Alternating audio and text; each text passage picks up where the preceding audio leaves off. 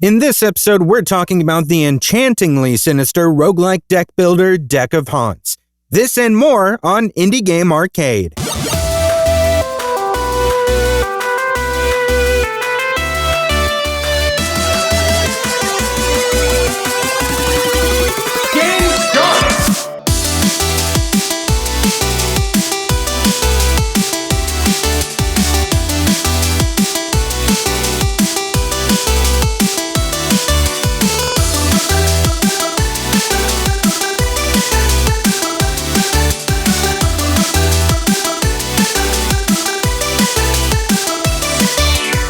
Welcome to Indie Game Arcade, a podcast that deep dives into the latest and greatest indie games. My name's Chris. I am your indie game playing dad, your resident sloth impersonator. You can see me sometimes masquerading as our mascot, Sloth Seymour, over on YouTube, which I did a lot this past week. I think we had a video come out literally every single day, which is unusual, but I played a lot of games this past week.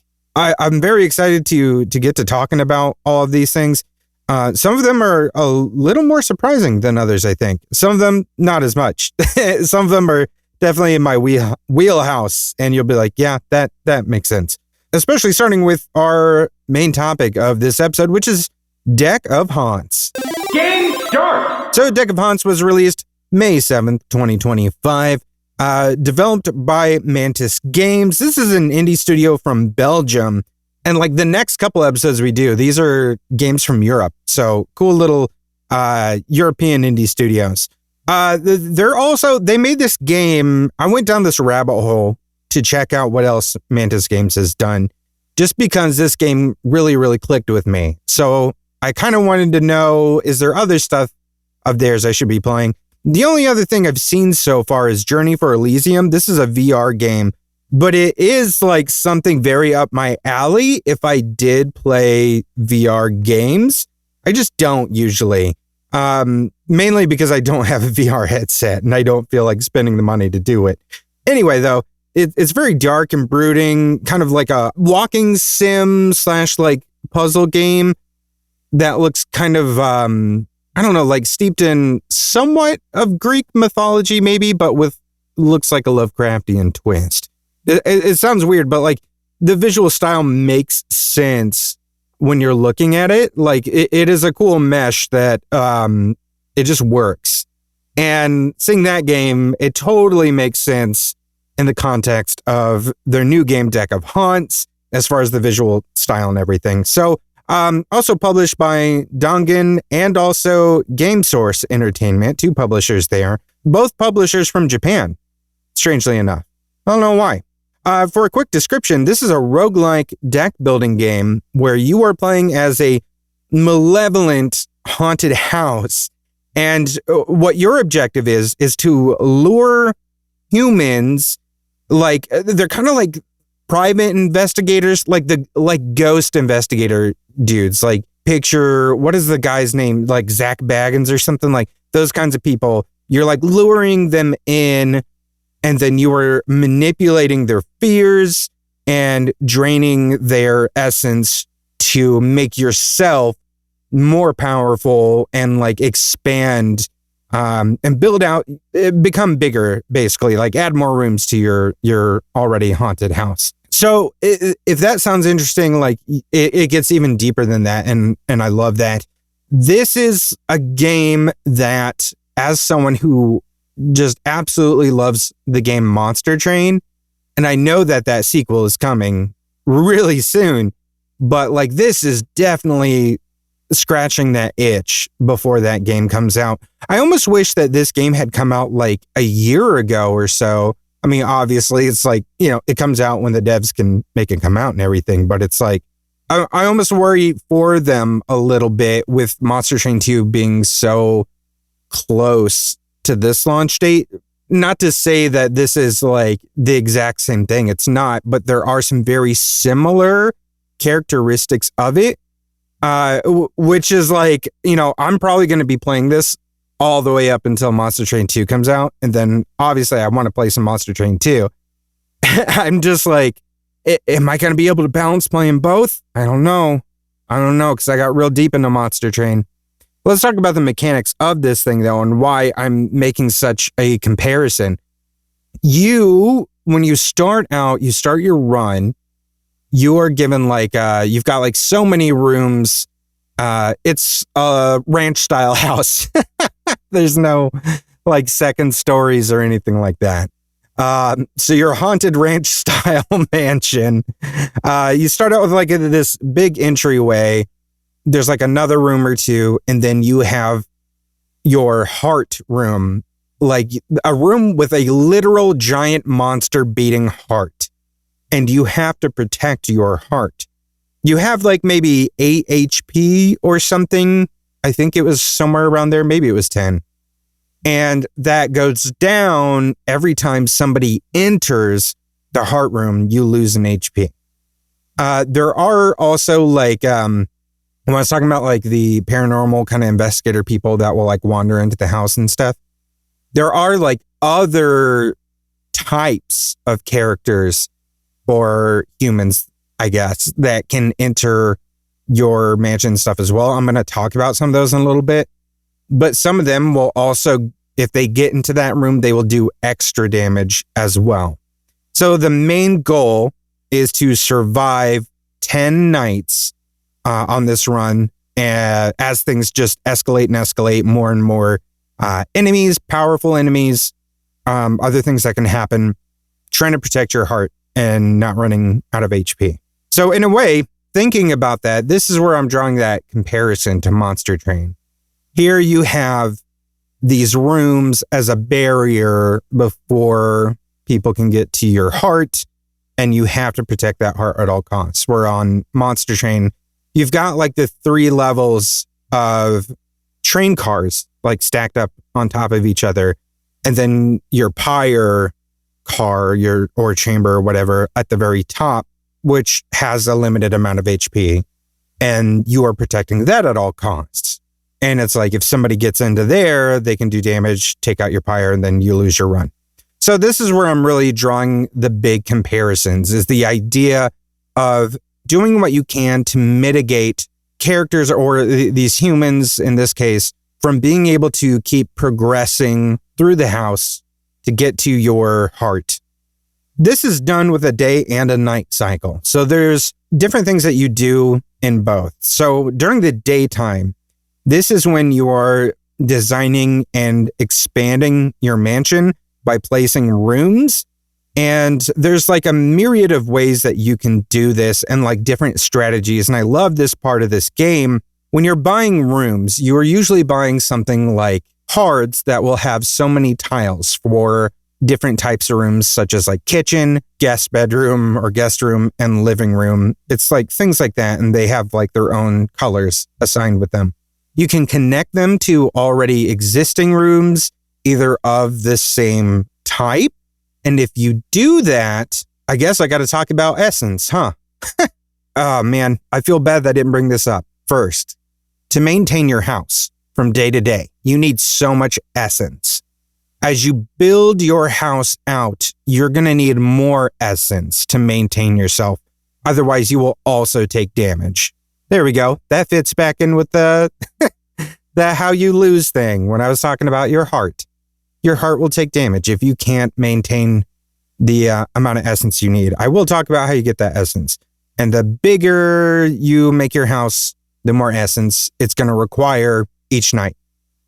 You can build these rooms out. If you attach some of these to like a kitchen card to an already existing kitchen, then it's not going to cost any extra essence.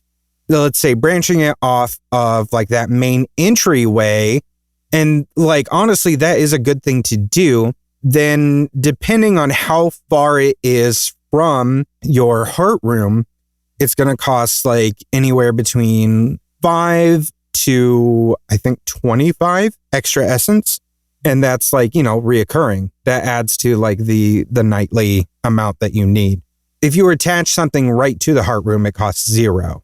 So answering the question, like, why would you want to do that and not just like keep attaching kitchen to kitchen? Well, it's because like if you attach a kitchen to the kitchen, you just make the kitchen longer. And when these humans wander into the house, they're only going to stay in one of those rooms for one turn, and then they're going to move on to another room. So if you just keep making a room really large, it's really not going to benefit you as much, aside for like one thing. Some of the cards that you can purchase during the daytime are room enhancement cards, which could add like different kinds of weapons or other abilities on there.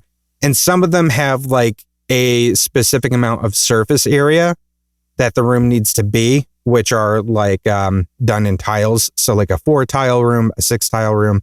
So if you get one of those that like, let's say one of them's called like an altar room, that maybe you need a room to be 6 tiles to be able to do that. So in that case, it's like, yeah, having an altar room would be beneficial. Then you'll want to build out your 6-tile kitchen and make it, a larger room. But one of the things that you really kind of want to do is to keep like adding, random miscellaneous rooms, all branching off of other rooms, and sort of like construct a maze, honestly, filled with all these traps and twists and everything, whatever you can do, because the more varying rooms for these humans to wander into, it's like the less likely they're going to end up in your heart room. There are other things that you can do to sort of help with that as well, aside from just building rooms. There is like a card that you can buy, and you can only get one of them each day, which is one that lets you pick up and move an already established room. The one thing that sucks is you can't move your heart room. Like, that is stationary. You can, however, move your entry room, but you can't put it like right in front. You have to sort of zigzag it, which is kind of weird. But what I've done is like I'll build something that kind of like branches off of the room, like right before or right after the entry room, and then start like kind of doing a little zigzag pattern there. And then I'll get one of those cards, move that entryway up in front of like where I built sort of that zigzag. And then I know that the humans, or at least most of them, will have to move through like a ton of rooms to even be able to get anywhere near the heart room. And that saves you a bunch of time. The only problem with that is then your essence like skyrockets, and you do need to manage that. But if you know what you're doing with siphoning essence from humans, then, it's not too bad. You can kind of manage that thing. So let's talk about those humans and what you want to do once they get in there. So that happens during the night cycle. They'll enter the mansion, and the majority of the time they will enter through that entryway, which is why I was like, I like to move the entryway if I can and try to make like the longest path possible. The caveat to that is some of them will have like special abilities. And because of that, not all of them will enter through that entryway, and some of them will sneak in through other rooms. And like sometimes it'll be real close to the heart room, like right away. So what you are doing is sort of using cards. So during the nighttime, you will draw a deck of cards. I can't remember like exactly how many you start with like base. I want to say it was like 4 or 5. And like in a Slay the Spire kind of fashion, you're able to like, each of them has like a cost point, like either 1 or 2 to be able to play. And you have a pool starting out of like 3 like AP or energy that you can spend to like play these cards. So what you were doing is playing cards that are like scaring or building tension or draining essence or doing damage to these intruders, like actually injuring them. And there's a lot of different stuff that you can do. Like there's because of the amount of cards that you can unlock through the game, you can actually sort of come up with builds and stuff, especially builds around like shifting hallways to try to like keep people away from the heart room as much as you can, while like building up the traps and stuff in those rooms and letting those kind of take care of everything while you just keep them away. Another one that I like too is just cards that build up as much tension as possible. And then when the tension is at maximum, then you drain them and you got them in like one turn. That is like to say it's not all as easy as that sounds. I mean, like any good like roguelike, every time you come up with a plan, there's always a wrench that the game will throw at you. So there is that. But let's talk about tension, because I've mentioned that a few times. So tension is an effect that you can inflict upon these intruders that will drive them insane faster the more tension they have applied to them. So it's a multiplier. And the reason that you do want to drive them insane is that when you drain them, there's cards that drain them of essence. That is the stuff that, as I talked about earlier, that you need to maintain your house every night. It's also the currency you use to purchase cards to build your house out. So essence is extremely important in multiple ways, and you get it from draining intruders, and at the very end of the night, when you finish the round, by either having driven everyone insane or killed everybody and leaving the house empty. So the more tension that you build by playing like cards that like haunt them, or there's like different rooms and stuff like that. Like there's a room modifier that you can use that's like a room of phobias. So it's like as soon as they enter, it's like they're seeing their worst fears essentially, which I love that. That is a really good one to have. It stacks. And I think the farthest I've gotten it is like a ×5. And some of them only have like, about 10 sanity to drain anyway. As you get a little farther along, some of them are going to be way, way higher than that. So having tension is like absolutely critical to be able to do this and succeed. However, there are like certain kinds of intruders like police, priests, and masons. Oh, I hate those masons that can also enter your mansion, and they have like, they're really tough and they have very specific abilities, and they will do like extra damage if they get into your heart room. That was kind of what I was talking about earlier. So like the first ones that you will encounter are masons. And what sucks about them too is like when they get in, they head straight to your heart room. There's like some other things that I have to talk about with these intruders too. But whereas like everyone else that gets in there, they won't automatically be like going through this maze that you've created and like wandering straight into the heart room. I mean, that is possible, but they're more likely to just wander into any random number of rooms. But the masons just know exactly a route to get there. I don't know why, but they do. They're kind of like some sort of like cult sort of thing, I guess, based off of like, the Masons, the Freemasons or something. Their sanity is very high, but their health is not. So one of the other things that you can do in this game, if, especially in the cases of these, where it is very hard to drive them insane and drain them, it is possible though. And I try to do as much as I can to get as much essence as I can for my house. Sometimes you just got to kill a guy. Sometimes you got to do that. So there are a lot of attack cards as well. There are some like issues that can pop up when you kill somebody in the house though. One, if you kill them, you're not extracting as much essence.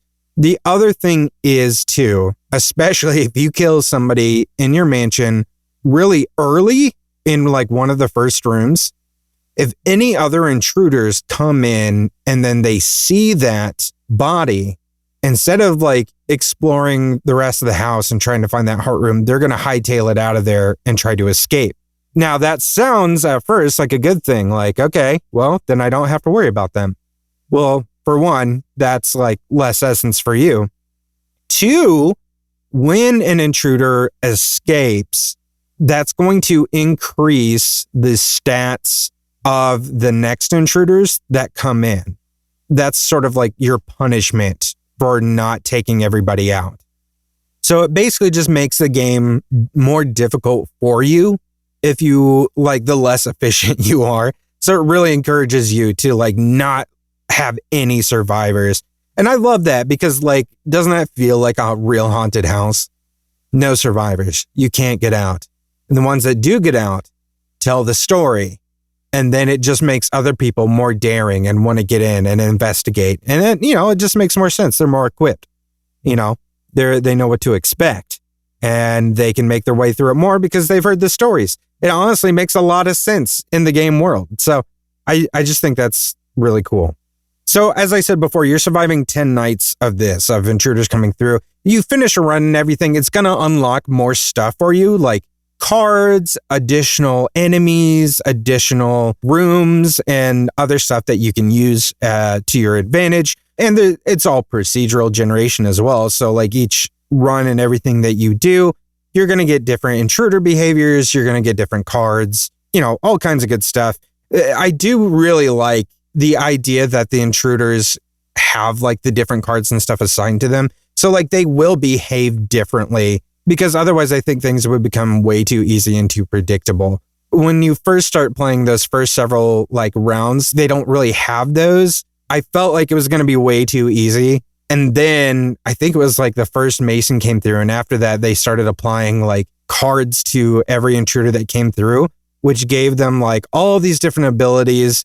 Some of them made them like way harder to get their sanity down. They would be more resistant to certain things like tension. They'd be sneaking through like the windows instead of like coming in through that front door. That stuff was very fun. Those are the things I like in roguelikes like this and Monster Train, where it's kind of like you can try your best to make a plan and think, this plan I have in mind, this build I want to do, it should work. And it's the idea of the game throwing in all of these random variables and stuff like that, that no matter what, keeps you on your toes. Even if you think you can find like a game-breaking build, a game that doesn't let you do that because of the amount of randomness that can take place, that's fantastic. So I love that. So far, have not found anything game-breaking yet. That isn't to say there isn't something in there, but who knows? Let's talk about how this thing looks, though. This is a top-down perspective as you're doing this, kind of a Art Deco style in a way. The house itself, like I think the game is supposed to take place in America in like the 70s or something. But anyway, like the actual like artwork and everything, kind of dark, kind of gothic, looks really good. I'm a big fan of that. Soundtrack, very atmospheric and ambient, but lots of good sound effects, especially for a haunted house. If I have a favorite room though, I don't know why, I just like, you get this early on, but I love the bell tower. I think just because I like seeing the little ghost witch floating around doing her thing. Just like, she's just having a good time. And I appreciate that. Plus that card where you can just kind of drop the bell on everybody, especially if you get like a bunch of tough dudes in there. Like if you get a thing of stonemasons in there, you can just take them out right away with that card. It literally drops a bell and does 100 damage to that room. And like most of the health, like the highest health, at least in the first like run or something you'll play, I don't think gets over like 20 something. So it's such overkill. It's hilarious in that way though. I love that. Obviously, the way I'm talking about this, you can tell I had a really good time with this. I have already sunk several hours into this game, and I see myself sinking way more in. I honestly think that this is going to be a permanent install on my Steam Deck, where Monster Train became kind of a comfort game for me for a long time. Again, this has so many similarities in the mechanics while being completely unique with its theme. Plus, there's that appeal because it's horror that sticks with me as well. Yeah, this is going to be one that I'm going to be sticking with for quite a long time. I was asking, I think last week, like, when am I going to be done with Blueprints? I actually stopped playing Blueprints for several days just so I could keep playing this game. So that'll tell you like how much I enjoyed this one. Obviously, I recommend this game. If you like Monster Train or games of that ilk, I know that sequel comes out soon, but like, I think you should really try this out. If you want something different, especially, this is perfect. I think you should give it a shot. Power up! If you're enjoying this episode so far, do us a favor. Throw us a like, a follow, share the episode of the podcast with folks who love indie games so we can get more of these game recommendations out there, and support some of the indie game devs that are working so hard to give us all these things for us to enjoy.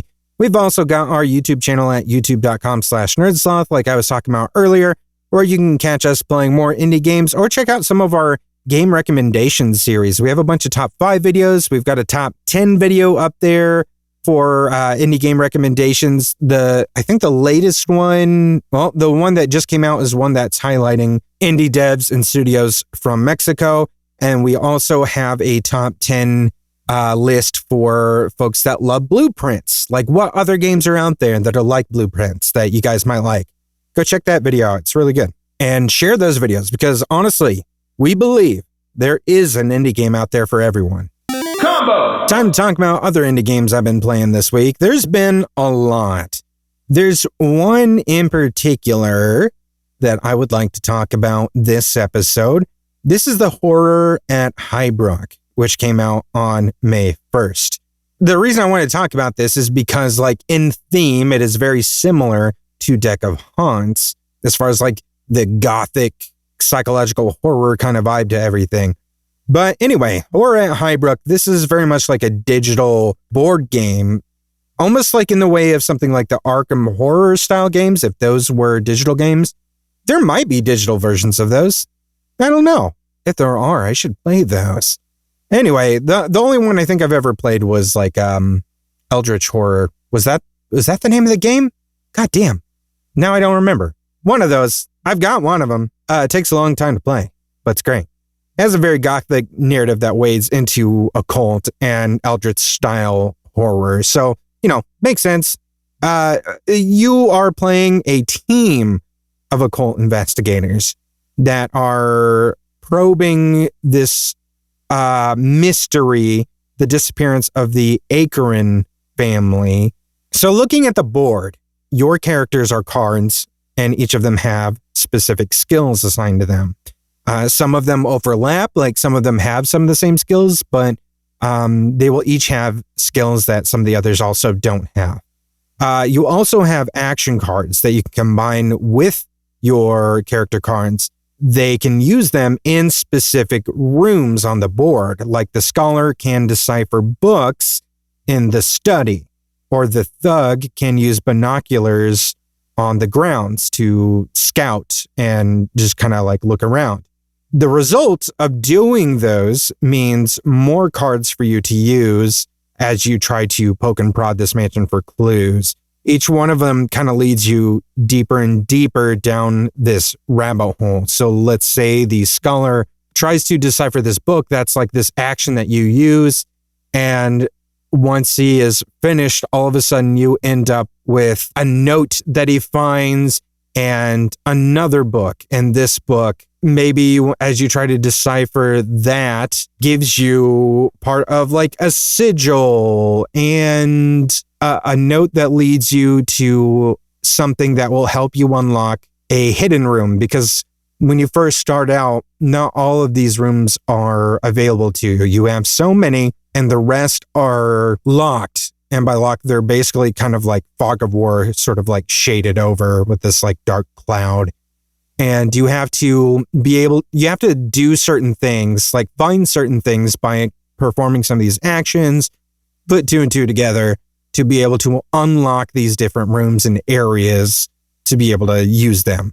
The tougher part of this game is balancing hunger, fatigue, sanity, because everything is on a timer. This is an ongoing day and night cycle, and you have to search for food. Like if your guys are getting hungry and then they start starving and then start losing health because of that, like you don't have food readily available, and there isn't a guarantee that you're going to find food. So I had to have my thug guy almost constantly on the grounds searching for game to track, and then just constantly also having somebody in the kitchen like cooking that food, because like only one person is able to like search for food at once. One person can only cook at once. One person can only eat at once. One person can only sleep at once, because it's only like one person can fit into the character slot in each room with one item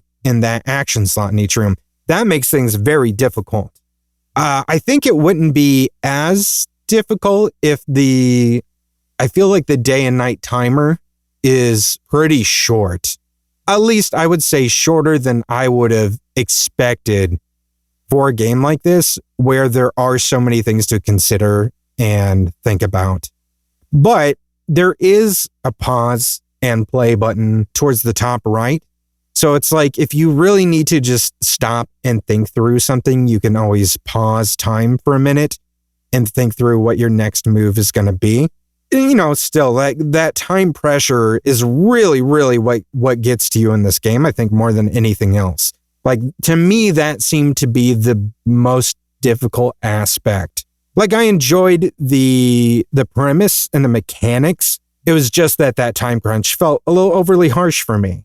I found myself many times just doing actions to keep everyone afloat, which isn't the most fun use of my time. Other times, though, there were a few where I just didn't know where to focus. Like, I didn't know what thread to pull on. I would keep sending my dudes back to, like, okay, I've had the scholar using the library codex in the study so many times, or the library or whatever, and just I hadn't been moving forward with anything, like enough research that was moving the plot along. So I was kind of like, I don't know what I should be doing. And then it was like maybe the fifth time or something, for whatever reason, like something popped up and I was like, oh shit, okay, this is new. And then that led me to somewhere else. So it's kind of like, I don't know if maybe there needs to be like a slight bit more balance with, like, I don't know if it's the RNG or luck or whatever kind of hidden stat in there. I'm not sure. Or at least if I were to give feedback or something on this, which maybe I should send some feedback. Maybe they'd appreciate that. I don't know. I would maybe adjust that and adjust like that a little bit of the time on that day-night cycle. With all of that said, it was still a really interesting game, like really cool. I'm very into the story of the game. That becomes more and more interesting the more you poke and prod. And the more you get answered, the more new questions you have, especially once you uncover the chapel. Holy crap. That will lead you through a rabbit hole that, well, you know what? If you want to go watch my playthrough of the demo, you'll understand. Very, very cool, though. And I wish all the best for this team. One more I want to talk about real quick, because we're doing all horror stuff, apparently. Again, this is Midnight Special. Midnight Special released on May 8th, 2025. This is a point-and-click survival horror game set in the 80s where you are playing as this woman, Sarah, who is a babysitter for these kids named John and Ellie over at this creepy old mansion called Boyd Manor. And while you're there, like, you're trying to get the kids to go to bed, and then the power goes out and nightmarish things ensue and just tend to escalate from there. I've got mixed feelings on this one. I think you can kind of tell I had some mixed feelings on horror at Highrook, but I definitely have some mixed feelings on this one. I would say even more so. To me personally, as someone that has played a lot of point and clicks, the mechanics felt really clunky to me. From the UI not being extremely user-friendly to the point and click portion itself, I experienced a few hiccups. That's another Let's Play you guys can go see, at least at the demo and everything, where things weren't really aligning correctly or like clipping in certain ways, like overlapping and stuff, which made things a little bit difficult here and there. However, the look and feel of this game is like none other. It is absolutely astounding. The 16-bit retro look, it looks 100% like a game, like a point-and-click game that could have come out of the 90s, like early 90s and it's got this like CRT filter over it. It looks so good, and it gives me this weird nostalgia for a game that I never played before, but I love it. The imagery when something creepy happens is just so good. Plus, there's just a constant sense of creeping dread that just builds and builds and builds in the best way. And even when you see something and recognize that as like a horror fan, like, oh, I'm sure this thing is going to happen. It just kind of like lingers for a while. Like when you expect it to happen, it doesn't happen. And then it's like, you might forget about it for just a little bit, and then it'll happen. And you're not disappointed that you like saw it coming. You're just satisfied at that point that it did happen, because it's like usually some sort of homage or something. Like there's a very specific thing in a basement that like I knew this specific thing was going to come alive, and then it didn't. And then I just kind of carried on, and then something else happened, and I was like, oh God. And then as I was trying to get away from that other thing, then the thing came alive and did the exact thing I thought it was going to do. It made me so happy to see. I'm being very vague because I don't want to spoil it, because the horror fans that love Evil Dead, you'll understand when you see it, and you'll be satisfied as well. Overall, I'd say really, really cool looking game. Great premise. Really good story so far. The demo for it ends on a note I did not expect, and I have no idea where that story is going yet. So like, I'm so interested. I do want to play more. Like, my hangups aside, I want to know where this story goes. I need to know where this story goes. I think just maybe a little bit of tightening up on those mechanics, and this game would be absolutely excellent, at least for someone like me. Go look up some images of this. Go to the Steam page. Look at the trailer. Look at those screenshots. If you played this, Bob's roommate, guys, whoo, if you know, you know. They talk a lot about paying homage to like Giallo. I see it maybe a little bit. I feel like that's somewhat of a stretch. I don't know. I mean, this isn't Giallo, but like I know Black Christmas paid homage to Giallo films. There's definitely a moment in there that I was feeling very Black Christmas in a very specific way. Overall, like I can tell this was something done by old school horror fans. And I gotta say, like, aside from 80s slashers and like the ridiculousness of 80s style horror films, the Italian horror, the Giallo type stuff is my next favorite. So yeah, I can see it maybe to an extent. I think people that like that kind of horror will enjoy this, but it's definitely not a verbatim comparison. I think like the Steam page sort of makes it sound like, but you know, there's a lot more game to it that I haven't seen yet. Final round! As far as upcoming indie games I'm excited about, I am very excited to check out Rhythm Witch Beat Death. This looks like, and now I could be wrong, but we'll find out when it comes out, which is, wait, is it out now? I don't have anything in front of me to be able to pull it up. Maybe it's out. I don't know. Anyway, Rhythm Witch Beat Death. This looks like a Vampire Survivors meets Crypt of the Necrodancer.